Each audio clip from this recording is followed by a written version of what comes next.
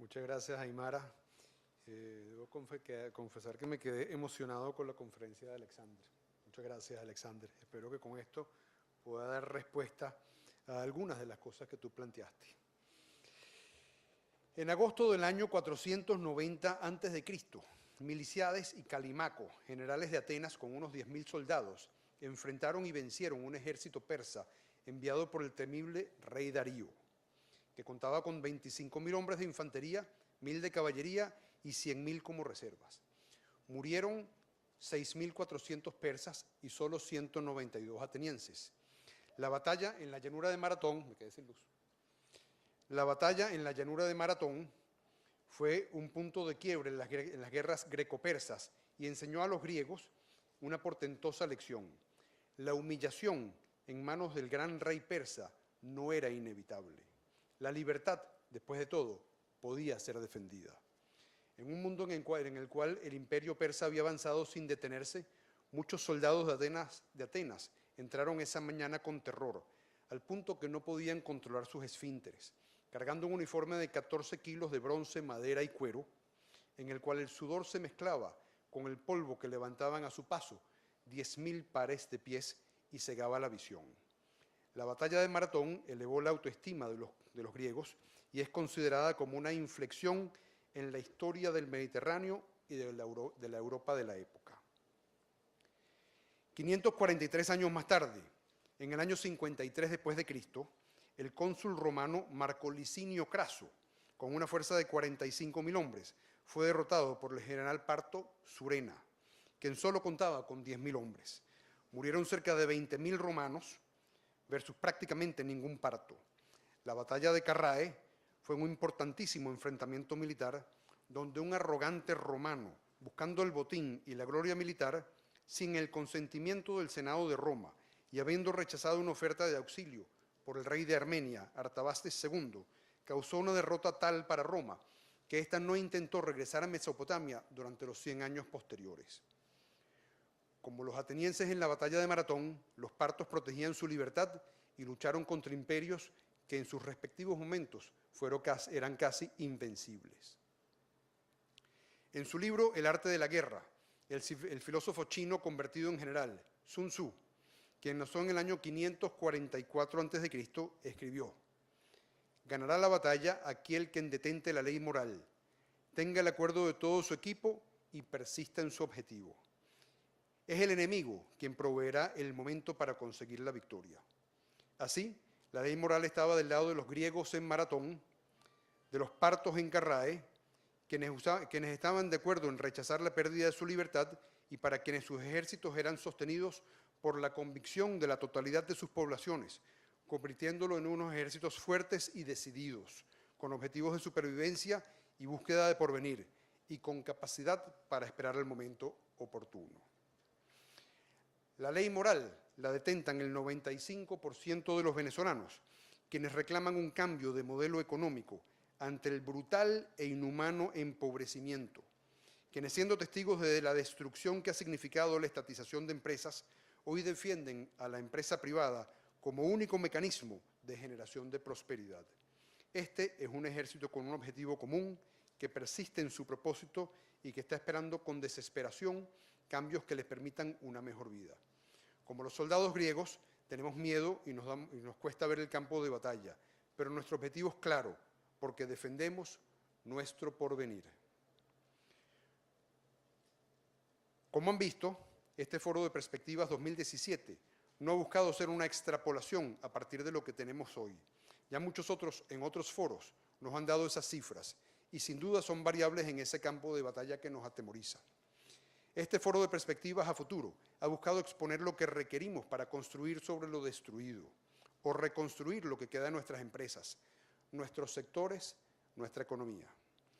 No desde la ingenuidad de pensar que el cambio es inevitable, porque sí es evitable.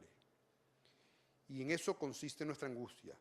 Pero de darse el cambio, la ingenuidad sería el que nos encontrara sin una visión clara y suficientemente debatida del rumbo a tomar. No quiero minimizar el reto de lograr un cambio. En ausencia de institucionalidad, el gran logro parecería ser la alternabilidad en sí misma. Resulta que la alternabilidad no es sino una herramienta para un nuevo comenzar, político, económico y social. El futuro que queremos debe ser muy distinto del ignominioso presente que vivimos, pero tampoco puede ser muy parecido a lo que teníamos antes del año 1998, porque de aquellas lluvias resultaron estos lodazales. Cuando se piensa en futuro, inmediatamente saltan conceptos como Estado de Derecho, respeto por la propiedad, respeto en el sentido más amplio, desmontaje de controles, producción nacional, generación de confianza, industrialización versus rentismo y abatimiento de la inflación. Todos estos conceptos sin duda imprescindibles para la construcción de una economía que conlleve a muchos años de crecimiento real y sostenible. Yo quiero pensar en el porqué, habiendo tenido todos esos conceptos en operación en momentos de nuestra historia, terminamos donde hoy estamos. La Venezuela de mi niñez era una democracia alternativa, de baja inflación, en la cual había importantes inversiones, una infraestructura muy superior a la de países como la del Chile de entonces, donde la moneda era fuerte y el ahorro era en bolívares, donde los ingresos permitían el ahorro y los extranjeros venían. Las tiendas de marca en otras ciudades señalaban tener sucursales en Nueva York, París y Caracas, dando a entender a Caracas como una capital de ciudadanos cosmopolitas y pudientes. ¿Qué pasó? Lo que pasó fue institucionalidad, educación, propiedad y petróleo. ¿Se acuerdan de las tribus vinculadas con los partidos políticos en el sistema judicial? Que el tener un contacto resolvía el problema, cualquier problema, hasta los penales. El que elegíamos con una tarjeta chiquita a la asamblea y que los gobernadores y alcaldes eran puestos a dedo. El segundo gobierno del presidente Carlos Andrés Pérez fue quien nos trajo la descentralización, tal vez un poco tarde. La educación pública siempre fue infame, en medio de una población con altísimos niveles de pobreza, cuya capacidad para acceder a la propiedad eran ínfimos, más allá de ser dueños de los electrodomésticos en sus ranchos. Rancho en el cual convivían en hacinamiento madres con hijos de múltiples padres. ¿Cuánta gente vivía y sigue viviendo en ranchos construidos sobre terrenos del municipio o del Estado? ¿Cuántos de nuestros trabajadores viven así, donde son propietarios de una bienhechuría sobre tierras ajenas, incapaces de poder tener título de propiedad emitido por un registro de la propiedad inmobiliaria, que les permita acceder a la bancarización como mecanismo para financiar a bajas tasas de interés su crecimiento patrimonial? Todos los americanos de clase media compran sus casas con créditos sobre la base de hipotecas y refinancian las hipotecas cuando las tasas de interés bajan, como sucede hoy en el mundo.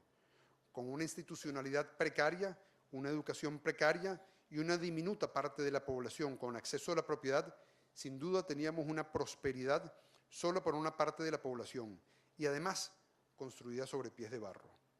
Luego llegó el crecimiento de los precios del petróleo a partir de la guerra de Yom Kippur, generándonos unos ingresos por los cuales no tuvimos que mover un dedo, y cuya entrada en la economía generó una sobrevaluación de la tasa de cambio que para lo único que funcionó fue para borrar la competitividad de las empresas industriales locales. Con esto quiero sumarme a aquellos que difieren de ese concepto popular, de que éramos... Se me está cayendo todo el tiempo. Con esto quiero sumarme a aquellos que difieren de ese concepto popular, de que éramos felices y no lo sabíamos. Verdaderamente éramos ingenuos y no nos dábamos cuenta. Éramos egoístas como sociedad porque permitíamos que una porción importante de la población ingresase y se mantuviese en la marginalidad. Como sociedad se participa por acción o por omisión. Al chavismo le debemos reconocer que hizo visibles las necesidades de las clases más desposeídas e hizo visible cuánto resentimiento se genera cuando una sociedad no crea mecanismos para la superación personal de importantes porciones de su población. Los mecanismos que ha utilizado el chavismo han sido, sin que quepa la menor duda, incorrectos, efímeros e insostenibles. Hoy nos encontramos de regreso al año 1998, con una sociedad empobrecida clamando por un cambio que le permita una mejor vida. A diferencia del año 1998, tenemos una institucionalidad que de haber sido débil, hoy es casi inexistente, una infraestructura mucho más deteriorada, un parque industrial diezmado, una montaña de deudas nacionales e internacionales, y una población con aún menor nivel de educación, una diáspora que ha diluido los talentos locales, una inseguridad personal que nos aterroriza y una pérdida de la autoestima que se convierte en un lastre que dificulta nuestra capacidad para resurgir. El que no reconoce los problemas difícilmente les puede dar solución. El que no sabe de dónde viene, difícilmente sabe para dónde va. Por esto insisto en la importancia de la institucionalidad, la educación, la propiedad y la industrialización como reemplazo del rentismo, como conceptos fundamentales sobre los que hay que causar profundos cambios si queremos que este país que está buscando emerger, tal como lo refiere una buena amiga, emerja construyendo bases sólidas en esta oportunidad. Con industria, como institución cuya razón de ser es el fomento de políticas públicas que estimulen el desarrollo industrial, tiene una visión de esa Venezuela de progreso material a la cual todos aspiramos. 30.000 empresas industriales, empleando 2.2 millones de personas, cuyo ingreso promedio sea de $11.200 al año, no es poca cosa. Que las empresas sean capaces de generar una importante cantidad de productos de los que hoy nos vemos obligados a importar y que a su vez generen exportaciones distintas del petróleo en una magnitud de unos $10.000 millones, con un crecimiento en la participación del Producto Interno Bruto que alcanza el 22%, y todo esto en el curso de unos 15 años representaría un vuelco gigantesco para Venezuela. Sin lugar a dudas, la posibilidad de materializar esta visión requiere en lo inmediato de la corrección de las cuentas del Estado y su impacto en la reforma que habría que hacer en política monetaria.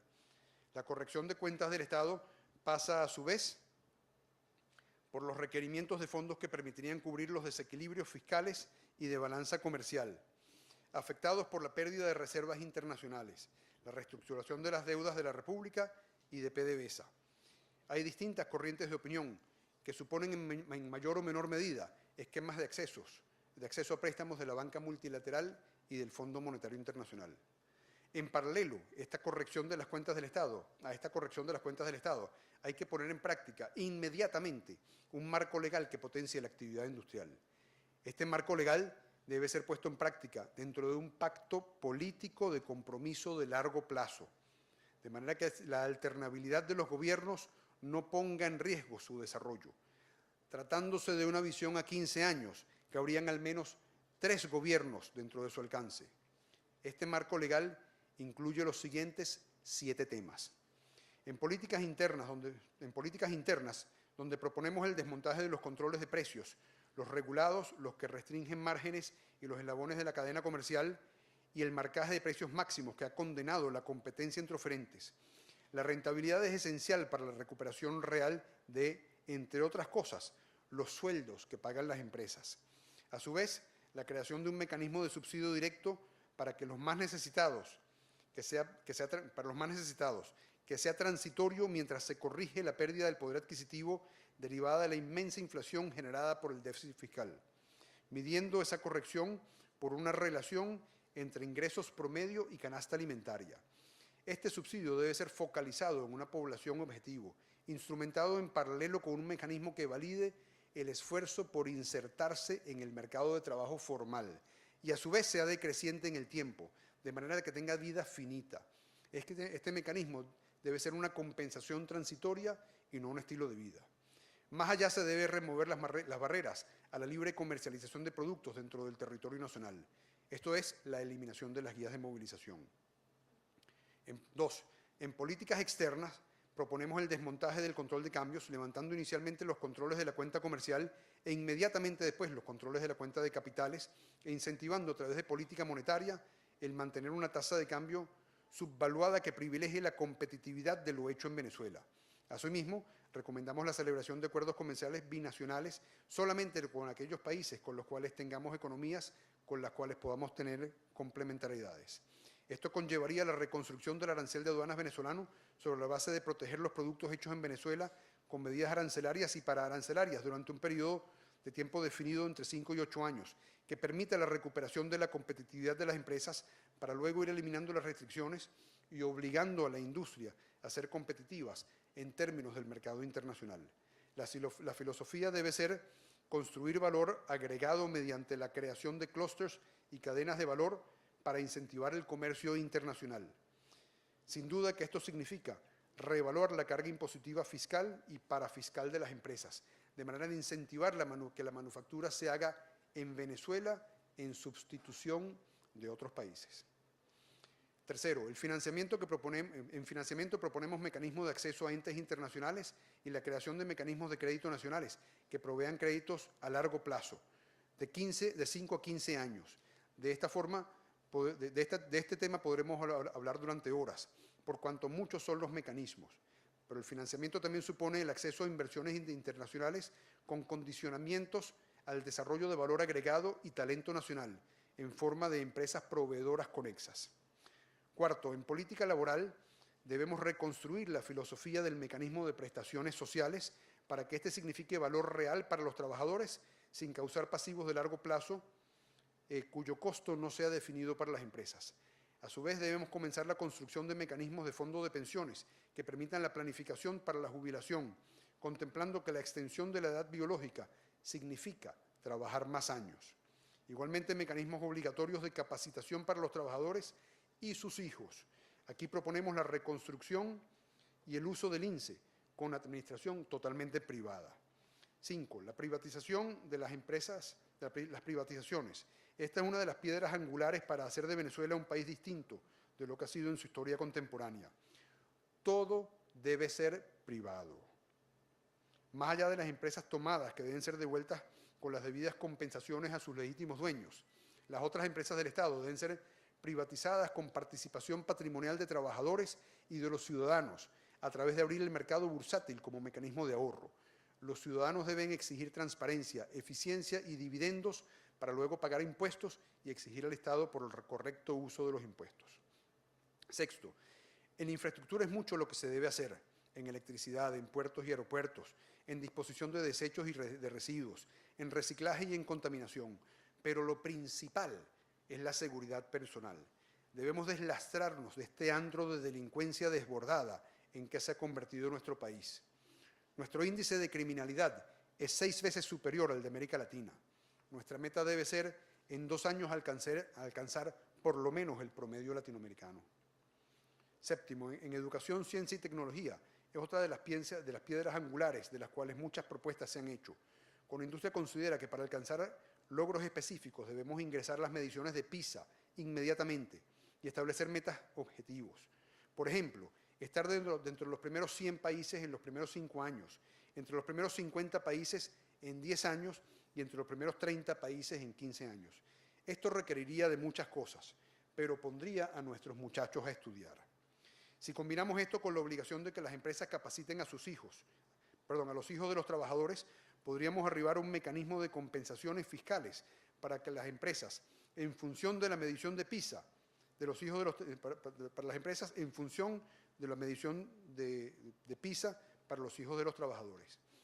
Con la industria también ha tomado posición sobre la Ley de Ciencia y Tecnología, de manera de privilegiar las asociaciones directas entre la academia y las empresas, así como los regímenes fiscales para las donaciones a los centros de estudio.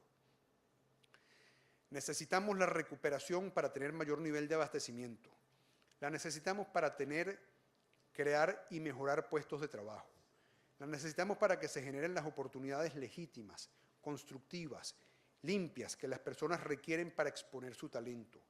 Pero más que otra cosa, la requerimos para poder cambiar nuestra perspectiva de vida de una cosmovisión de mediocridad, de incapacidad y de lamento a una de construcción, de ejercicio de valores y de respeto que nos provean la oportunidad de sentir que sí somos capaces, que tenemos eso que se requiere para la superación, que dentro de nosotros, como sociedad, puede florecer ese instinto que mueve a las personas en la búsqueda de lo mejor.